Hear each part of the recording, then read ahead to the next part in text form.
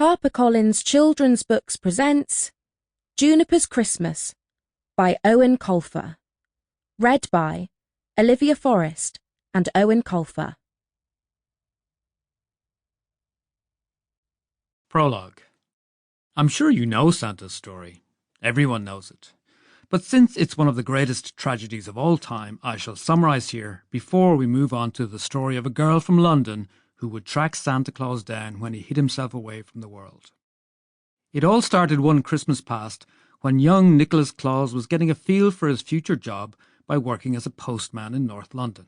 One lunchtime, Nicholas met a university student in Cedar Park who was volunteering at a local shelter and spoke so passionately about helping the homeless that Nicholas was utterly and immediately besotted. The young woman, Sarika, may not have been quite so quickly smitten, but she agreed to a first date, and then another, and then a third, by which time Sarika realised that she had found her true love. And so Nicholas Claus confessed his family secret, and when Sarika had finished her degree, they moved to the North Pole. There they tied the knot under what all the wedding guests agreed was the most magnificent aurora borealis in years. Young Nicholas eventually inherited his father's magical worksack and took over the family business. And they lived happily ever after. Not exactly ever after, but for a time.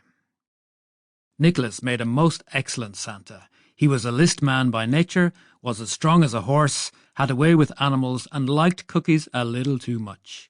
He grew into the job with the support of his wife Sarika, but the mantle of Father Christmas weighs heavily on his soul. And after 40 years or so, Nicholas found himself growing disheartened with his job. Even though Christmas Eve flashes by in a single night for most people, for Nicholas, inside a bubble of Santa's slow time, it went on for more than a year. So that made 40 years in all during which he did not see his beloved wife, and put on several kilos thanks to a diet of mince pies and cookies.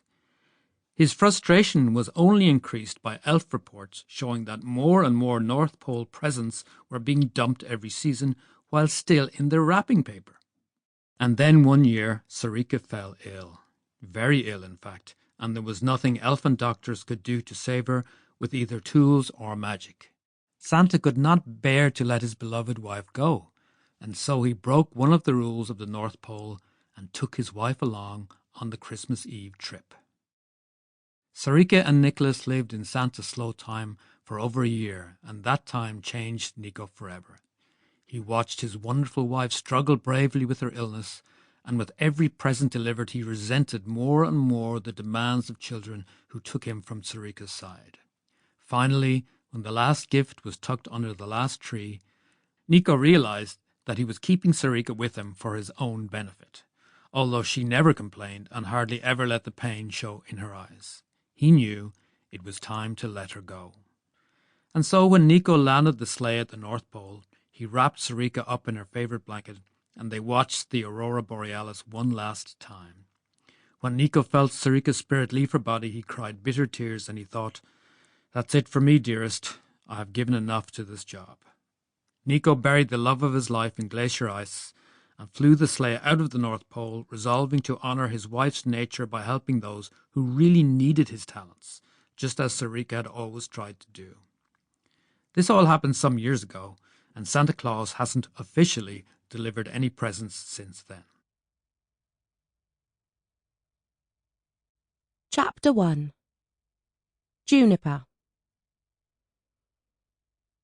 When Juniper Lane's father died, one of the more thoughtless children in her class, a boy by the name of Rusty Hands, commented that she was halfway to being an orphan, a remark that he'd felt certain would make 8-year-old Juniper cry in front of the other children in the playground.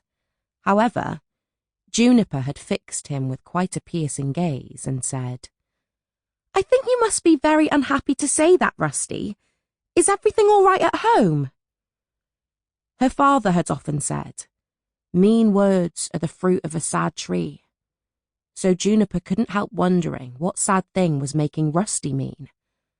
After a few days' surveillance, Juniper deduced that the main reason for Rusty's meanness was that he didn't seem to have any lunch most days, and so Juniper asked her mother for an extra sandwich. Sample complete. Ready to continue?